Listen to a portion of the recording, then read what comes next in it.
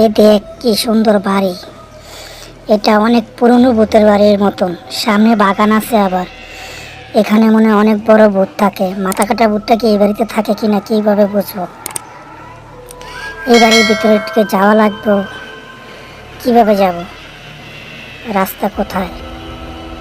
এই বাড়ির ভিতরে কি যাব না যাব না? আচ্ছা ঠিক আছে, এই বাড়িতে যাব না, সামনের দিকে যেয়ে দেখি কি অবস্থা। সামনের দিকে যেতে হবে আমাদের। এটা মনে হয় ছোট ছোট ডাইনির বাড়ি। এটা নিশ্চয়ই ছোট কোনো ডাইনির বাড়ি, যার কারণে এরকম দেখাচ্ছে। অনেক পুরনো ডাইনি, মনে হয় মারা গেছে। ওর আত্মা মনে হয় আজও মুক্তি পায়নি। যাক, সামনে যেতে হবে। মাথা কাটা ভূতের বাড়িতে যেতেই হবে।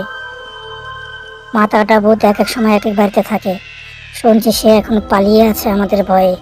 কিভাবে মাথা কাটা ভূতকে আমরা বিশ্রয় বার করতে পারবো তা জানি না।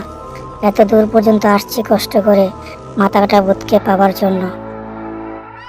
আচ্ছা আপু, দীপালি আপু, তুমি যে বলছো মাথা কাটা ভূতকে পাবে, মাথা কাটা ভূতকে তো আমরা পাচ্ছি না। অনেক দূর পর্যন্ত এসেছি। মাথা কাটা ভূতকে কিভাবে আমরা খুঁজে বের করব? আমরা তো কিছু জানি না আপু। তবে চেষ্টা করতে হবে। যে কোনো উপায়ে মাথা কাটা ভূতকে পেতেই হবে।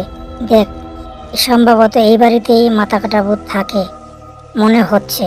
বাড়িটা অনেক পুরনো, আবার কি বড়। এই বাড়িটাই হতে পারে। দেখা যাক এই বাড়িটা কিনা। বাড়ির ভিতরে যাব আজকে। সামনে থেকে একটা আওয়াজ আসছে। কেউ নিশ্চয় আমাদেরকে ফলো করছে। আমাদেরকে কেউ মনে হয় বাধা দেওয়ার চেষ্টা করবে। যত বাধা আসুক আমরা যাবই। ও মা, এত বড় চুলের বেনি! এটা আবার কোন রাক্ষসনি? এটা আবার কোন ডাইনি? এটি খিটখিট করে আসে আবার নাচে। ওরে বাবা, চা লাত্তি মারমু, চা চা। ও, আমিও পারি তোর মতন করতে। দাঁত বিটকাবি না। এই ডাইনি, চলে যা। এটা বুঝি মাথা কাটা ভূতের বাড়ি? আমি এখানে যাব? আমাদেরকে যেতে দে। আর তুই কি ফিস ফিস করে বলছিস? তোর কথা বুঝতে পারি না। একটু জোরে জোরে বল। তোর কথা বুঝি না। তুই কি বোবা নাকি? এই ডাইনি, তোর কথা আমাদের কানে আসে না। তুই একটু জোরে বল।